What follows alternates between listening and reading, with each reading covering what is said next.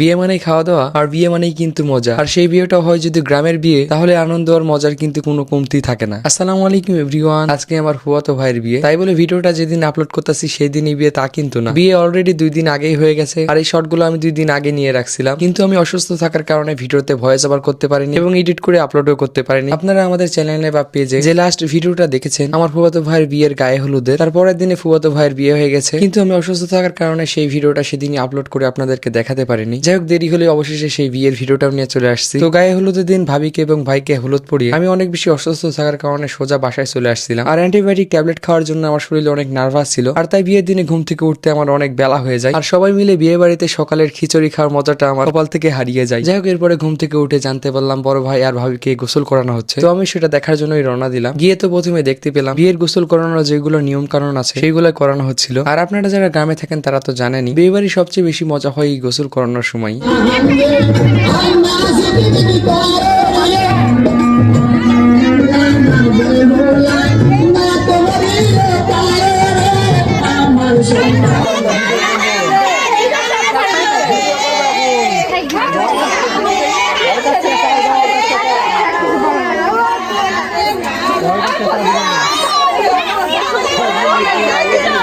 বন্ধ হয়ে গেছে,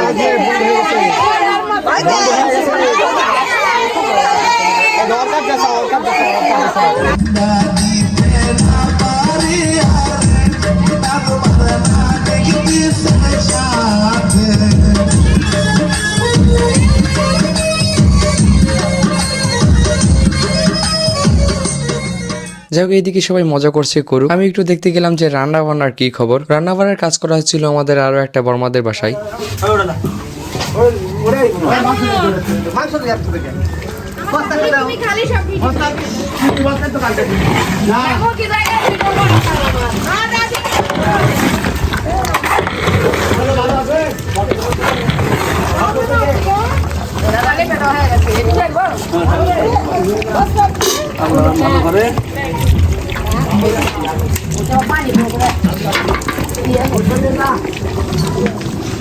যাই হোক, এখানে এসে দেখি তো রান্না বাড়ার কাজ প্রায় শেষেরই পথে, আর প্রায় দুপুর হয়ে গেছে, তাই তো আর দেরি না করে গোসল করে শার্ট প্যান্ট পরে রেডি হয়ে আমাদের পরিবারে যত লোকজন আছে সবাই মিলে একসাথে চলে আসলাম এই বিয়ে বাড়ির দুপুরবেলা খাবার খাওয়ার জন্য। আর আমাদের এলাকাতে বিয়ে বাড়ির দুপুরের খাবার হিসেবে দেওয়া হয় ভাত, মাংস, ডালের ঘাটি ইত্যাদি ইত্যাদি।